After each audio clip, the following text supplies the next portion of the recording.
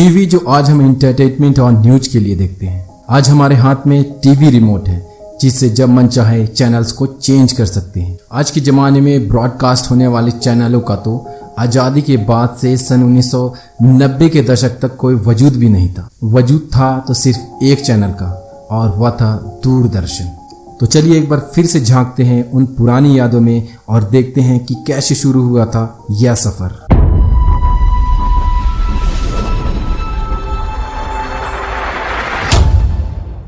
विदेशों में TV channel बहुत पहले ही आ चुके थे, मगर भारत आने में इसने थोड़ी देर कर दी।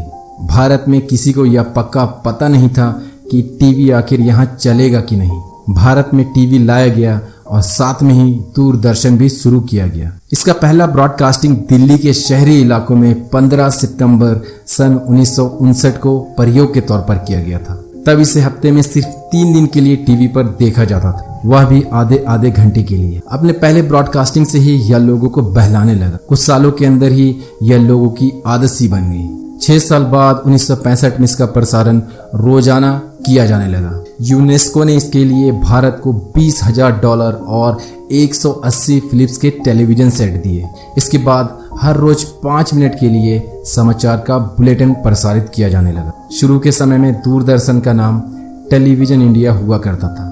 सन 1975 में इसका नाम बदलकर दूरदर्शन रख दिया गया।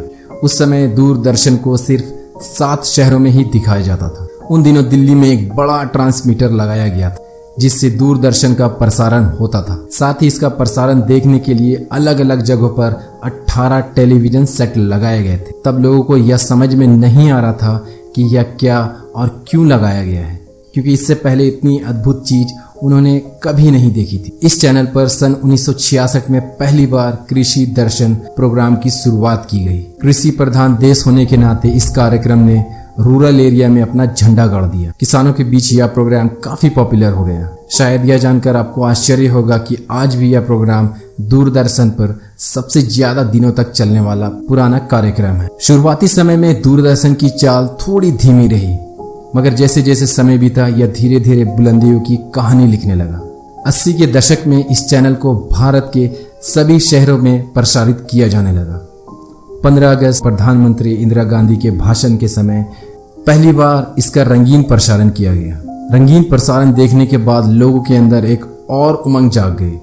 हर कोई टीवी का दीवाना हो गया और साथ ही दूरदर्शन का भी। इसके बाद से रंगीन टेलीविजन बाजार में आने लगे।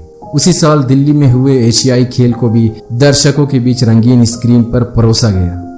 पूरा देश एक अनोखा मनोरंजन की दुनिया में कदम रख चुका था। एक के बाद एक विस्तार ने दूरदर्शन की काया ही पलट कर रख दी। एक दौर ऐसा भी था जब दूरदर्शन ऐसे पड़ाव पर था जब लोग इस पर आने वाले प्रोग्राम्स को देखने के लिए अपना जरूरी काम तक छोड़ देते थे। संडे का दिन तो एक त्योहार जैसा लगता था। उस दौर में गांव भर में एक टेलीविजन सेट हुआ करता था जिस पर सैकड़ों लोग प्रोग्राम्स को रोमांच भरी निगाहों से देखकर आनंद लिया करते थे। वह समय भी इतिहास की कहानियों को बयां करती है, जब घरों की छत पर बांस के सहारे लगाए गए एल्युमिनियम के डंडे से टेलीविजन सेटों को सिग्नल मिलता था, जिसके घुमाए जाने पर दूरदर्शन चैनल साफ या झिलमिलाहट का संकेत दिया करता था। 80 के दशक में इस पर प्रसारित किए जाने वाले प्रोग्राम्स ने पूरे भारत में तहलका मचा दिया। प्रोग्राम हम लोग ने ऐसी छाप छोड़ी कि उस दौर से गुजरने वाले लोग आज भी उस पल को भुला नहीं सके। इसके बाद बुनियाद, चित्रहार, सुबह सवेरे, रामायण, श्री कृष्णा, महाभारत, मालगुड़ी डेज, वह जनाब ने दूरदर्शन को जमीन से शिखर पर लाकर खड़ा कर दिया। इसी बीच दर्शकों के बढ़ते रोमांच और मांग को देखते हुए दूरदर्शन ने अपना विस्तार किया। 26 जनवरी सन 1993 को दूरदर्शन ने अपना दूसरा चैनल लेकर आया था जिसका नाम मेट्रो चैनल था। इसके बाद पहला चैनल DD1 तथा दूसरा चैनल DD2 के नाम से लोकप्रिय हुआ। 14 नवंबर 1995 में DD इंडिया की शुरुआत हुई जो एक इंटरनेशनल चैनल था। दर्शकों द्वारा खेल चैनल की मांग को देखते हुए दूरदर्शन ने 18 मार्च 1999 में खेल के चैनल DD स्पोर्ट्स की शुरुआत की। सांस्कृतिक चैनल DD भारती को दूरदर्शन ने 26 जनवरी 2002 में शुरू किया। इसी साल 3 नवंबर को 24 घंटे समाचार चैनल DD न्यूज का भी प्रसारण किया जाने लगा। इस तरह बदलते समय और जनता की मांग को देखते हुए दूरदर्शन ने खुद को आगे बढ़ाया। दूरदर्शन के इतने सारे चैनल हो गए थे कि घर के हर सदस्य के लिए उसके लिए कुछ ना कुछ जरूर था। दूरदर्शन के बढ़ते कदम को देखते हुए प्राइवेट चैनलों ने भी भारत में अपनी दस्तक दी। बहुत से लोगों ने इसे एक अच्छा वक्त समझा एक नया बिजनेस शुरू करने के लिए। सब देख रहे थे कि भारत में टीवी का चस्का बढ़ता जा रहा है। 2 अक्टूबर सन 1992 में पहली बार प्राइवेट टीवी चैनल जी टीवी का ब्रॉडकास्टिंग हुआ। जी चैनल नए प्रोग्राम्स के साथ दर्शकों के सामने आया। उन्होंने फिक्शनल डेली सोप की शुरुआत की। देखते ही देखते दूरदर्शन की लोकप्रियता टीवी से जाने लगा। दूरदर्शन की तरह जी टीवी ने भी वक्त के साथ अपने ढेरों चैनल शुरू कर दिए। इसके बाद लोगों ने दूरदर्शन देखना मानो छोड़ ही दिया। थोड़ा ही समय लगा प्राइवेट चैनलों को टीवी की दुनिया पर राज करने के लिए। जैसे जैसे वक्त गुजरता गया दूरदर्शन पीछे छूटता गया। आखिर में आज कुछ ऐसा वक्त आ गया है कि सिर्फ 26 जनवरी और 15 अगस्त के अलावा शायद ही कोई दूरदर्शन देखता हो। बचपन का वह हमारा मनोरंजन का साथी आज कहीं खो गया है। दूरदर्शन ही था जिसने भारत एक लोगों को टीवी से मिलवाया। उस पर आने वाले शो भले ही डेली सोप जैसे चमक धमक वाले नहीं थे, मगर उनमें एक अलग ही सादगी जरूर थी।